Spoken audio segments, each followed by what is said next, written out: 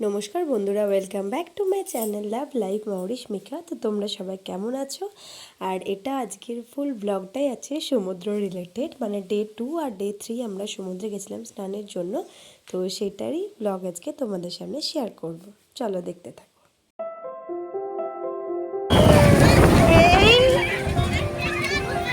দেখো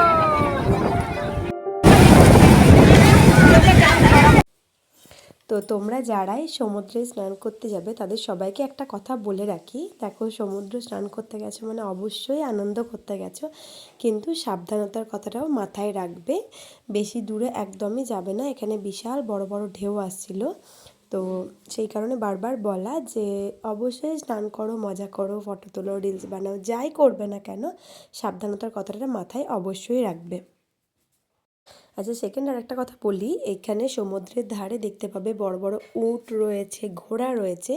এগুলোতে যদি তোমরা চাপতে চাও তো পার পার্সন 100 টাকা করে এখানে লাগবে। সেটা ঘোড়াতে চাপলেও 100 টাকা, উটে চাপলেও 100 টাকা। আর এখানে যদি তোমরা ধরো বিকালবেলার দিকে যাও তখন তো স্নান করবে না, তখন সমুদ্রের দৃশ্যটা উপভোগ করার জন্য যদি বসতে চাও তো এখানে চেয়ার রাখা থাকে। পার পার্সন 1 ঘন্টায় 50 টাকা করে নেয়, মানে একটা চেয়ারে তুমি যদি 1 ঘন্টা বসো তাহলে 50 টাকা তোমাকে দিতে হবে।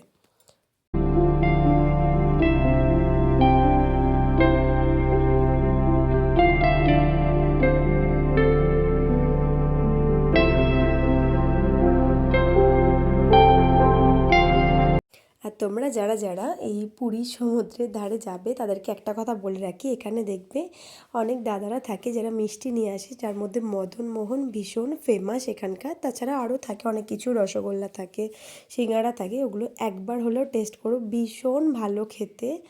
আর এছাড়াও আরেকটা জিনিস বলে রাখি, এই বিচে বিকেলবেলাটাই 5টা নাগাদ পুরো মার্কেটটা এরা খোলে। তো এখানে 10 টাকা থেকে স্টার্টিং করে নিই, 20 টাকা, 50 টাকা, 100, 200 যেরকম পারবে। এখানে গিফটের প্রচুর আইটেম থাকে, তোমরা চাইলে বাড়ির জন্য কাউকে, ছোটদের বড়দের দিতে চাইলে এখান থেকে অবশ্যই গিফট কালেক্ট করতে পারো। ভীষণ সুন্দর সুন্দর গিফট থাকে।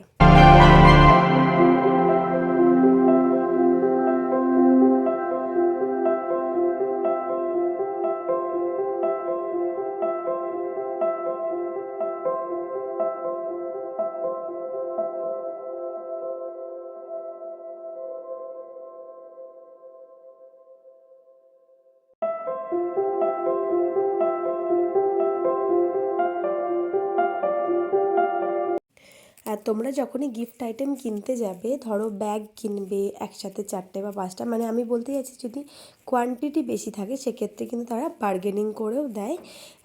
একটা নিলে কখনোই তারা দাম কমাবে না, কিন্তু তুমি যদি একসাথে অনেকগুলো কোয়ান্টিটিতে কেনো তো সেক্ষেত্রে কিন্তু তুমি চাইলে বার্গেনিং করে নিতে পারো, সেই ব্যবস্থাও এখানে আমি দেখলাম।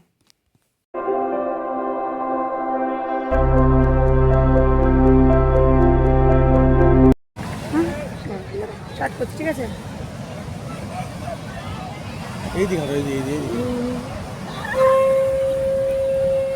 আর তোমরা যারা চাইছো যে সমুদ্রকে ঘর থেকে বসে উপভোগ করবে, ঘর থেকে ইন দ্য সেন্স হোটেল থেকে, তো তোমরা অবশ্যই সি ফেসিং হোটেল তাহলে নিও। সেক্ষেত্রে ব্যালকানিতে বসে বসে সমুদ্র দেখতে পাবে। তবে আমার রিকোয়েস্ট যে ব্যালকানিতে বসে সমুদ্র দেখার থেকেও মজার বেশি এটা যদি সমুদ্রের ধারে গিয়ে বসে সমুদ্রটাকে ফিল করো।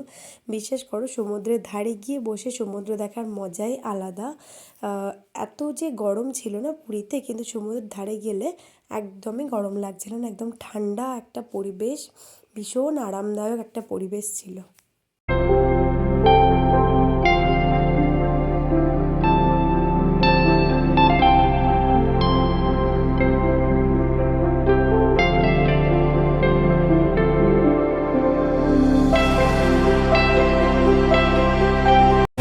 জাস্ট সমুদ্রের জলের আওয়াজটা একবার শোনো তোমরা, একদম মুগ্ধ হয়ে যাবে পুরো মনটা।